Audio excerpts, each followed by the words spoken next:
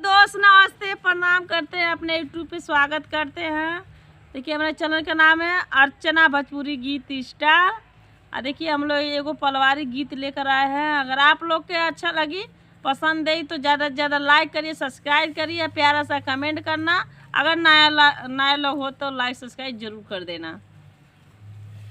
का करिया जारी के जेठानी हो, जेठानी हो, मोरे मन के मिलल परानी हो, मोरे मन के मिलल परानी हो। का करिया जारी के जेठानी हो, जेठानी हो, मोरे मन के मिलल परानी हो, मोरे मन के मिलल परानी हो।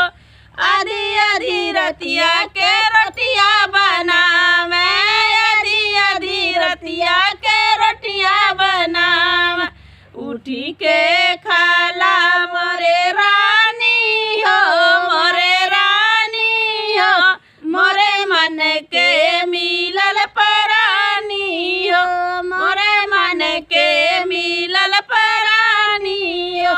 का करिया जरी के जेठानी हो, जेठानी हो, मोरे मन के मिलल परानी हो, मोरे मन के मिलल परानी हो। का करिया जरी के जेठानी हो, जेठानी हो, मोरे मन के मिलल परानी हो। लोटवा में पानिया हाथे दतुअनिया, लोटवा के पनिया हाथे दतुअनिया, उठी के मुआवा धोइल मोरे रानी हो, मोरे रानी हो, मोरे मन के मिलल परानी हो, मोरे मन के मिलल परानी हो। का करिया जरी के जेठानी हो, जेठानी हो, मोरे मन के मिलल परानी हो, मोरे मन के मिलल परानी हो।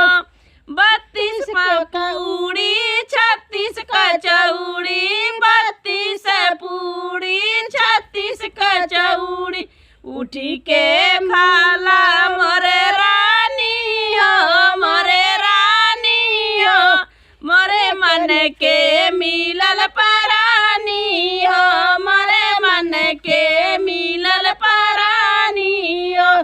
का करिया जरी के जेठानी हो, जेठानी हो, मोरे मन के मिलल परानी हो, मोरे मन के मिलल परानी हो।